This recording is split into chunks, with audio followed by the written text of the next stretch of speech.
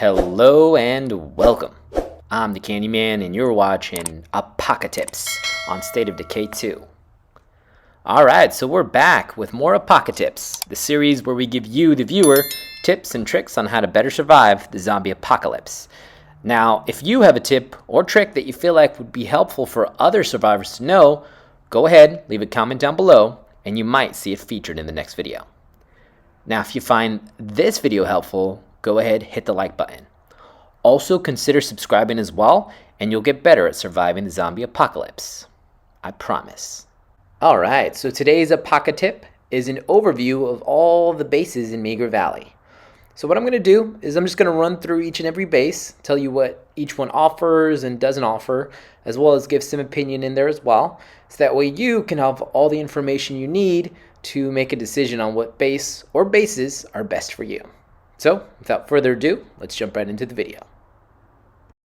Alright, so in no particular order, we're going to start off with the base that you start off with if you jump into MEAGHER Valley. That's going to be the Clarington house.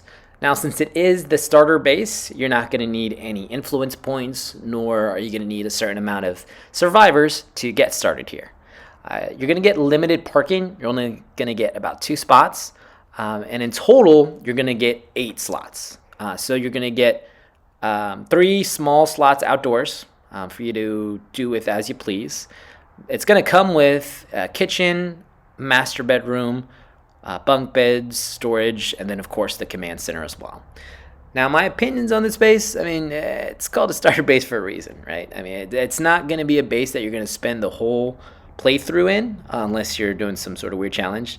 But really what you want to do is get anywhere from about 3 to 5 people and then go ahead and move on up and out of this one. Alright, next up we are looking at Scoloni Brewing Company. So this one is going to be the only 1500 influence points needed base on the entire map. You're also going to need 6 people, 6 survivors in your community before you're able to go over here. You're going to get 3 parking spots, so pretty standard for most of the bases on this map. Now, there's going to be a total of 2 large and 11 small slots in this base. So you're going to have, obviously, the command center. You're going to get some storage. You're going to get 2 different types of stills. You're also going to get a water tank, and then you're going to get a tasting room, which gives you a morale boost and also gives you some crafting options as well. And then you're also going to get the keg cooperage. I never know how to say that. So if I say it wrong, definitely let me know, because I don't even really know what that thing does. But it's clearable. But what it does is I believe it helps speed up build time. Now, it's a pretty good map in terms of location because it's pretty close to the center. So I'd say if you're maybe doing a builder or a trader walkthrough, this would probably be a good base for you. All right, next up. Bring a little Jesus in your life. We've got the country church. Now, this is a smaller base, so you're only going to need 500 influence points and 4 survivors to be able to move on to this one. You're going to get 3 parking spaces, so an additional slot from the starter base, the Clarington house. And in total, you're going to have 7 slots, 1 large, 6 small. Now, it's going to come with the command center, like always. Community food bank to get you some refrigerated storage. You're also going to have 2 pews, which are clearable, which I do recommend you clear them out. And then finally a watch post. The open slots it's going to come with 1 of each, 1 open large and 1 open small outdoor slot. Now this is the next step after you move on from your starter house, I guess. But honestly, I usually skip this. I mean, because the location isn't great. It's pretty far away from the starter base. And I feel like waiting a little bit longer and saving your influence points for a mid-sized base is much more the play. But I guess the passive morale boost that you get is decent. It's really up to you. Next up, we have the Mazara farm, which is a great farm if your survivors love to eat. So in my opinion, this is probably the best base on this map to move to from the starter base because it only needs 1,000 influence points. You're only going to need 5 survivors. Now, it only has 2 parking spots, but the existing facilities that it comes with are fantastic, which we'll get into in a second. But you're going to have a total of 2 large and 8 small slots. Now it's going to come with the command center, the grain silo storage, which is fantastic for food storage. You're going to get a well, so a great water source, obviously. You're going to get country kitchen to help with cooking. And then you're going to get the crew house as well, which brings 4 beds. Now the open slots, you're going to have 2 large slots and then 3 smaller slots that are mixed between indoor and outdoors. So like I said, farm is a great place to move to from the starter base. I forgot to mention that it actually has fertile soil as well, which is fantastic in boosting yields for food from farm. Alright, so our next space is the police station. So this one is for the more aggressive players, alright? So if you're going to be doing a warlord type playthrough, this might be the base for you. So you're going to need 1,000 influence points. You're going to need 5 survivors before you can grab this pace up. It's also going to have 4 parking spots for you, so an extra spot than normal.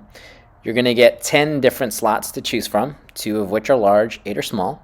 It's going to come with the typical command center. You're also going to get some secure locker storage, as well as the police armory, which allows you to not only make ammo, but also make throwable weapons as well, like smoke grenades, flashbangs, things like that. You're also going to get doorless cells, which I personally am not a huge fan of because it does come with a morale penalty. So I usually go ahead and just take that out and put something else in its place, a different type of bed situation. And then finally, you're going to get the security checkpoint. Now, it's going to come with a lot of open slots off the bat. You're going to get 2 large ones and then 3 small ones, which are a mix of indoor and outdoor. So the police station, like I said, is for more of an aggressive playthrough. It's pretty easy to maintain, a mid-sized community here pretty easily in terms of beds and just the location too. It's a little bit north, like further north than I would love, but again, it's a really good base, and it's hard to go wrong if you choose this one and you're an aggressive player. Alright, so our next base is another mid-sized base. It's going to come in at needing 1,000 influence points as well as 5 members. You're going to get 2 parking spaces here at Camp Kalingwa. So in total, it's going to be a good base if you kind of want to make it your own. It's probably the most customizable base, if that makes sense. You're going to get a total of 11 slots, so 2 large, 9 small. Now it doesn't have a bunch of like great bonuses or anything like that, but it does have 4 built-in beds. Now it's going to come with command center. It's going to also have some storage, an old well, cafeteria, bunkhouse, and then a sitting area that's clearable, so you can take out if you want to. It's also going to have a good mix of open slots, 2 large, 3 small. The 3 small are going to be a mix of indoor and outdoors. Now, the location, while scenic, isn't the most ideal. It sits on the far west side of the map, and the surrounding area is very rocky, and I've definitely accidentally crashed into the rocks a couple of different times. But it's another good base. Definitely can't go wrong if you do end up choosing this camp. All right, last and certainly not least, at least in terms of size, you've got Whitney Field.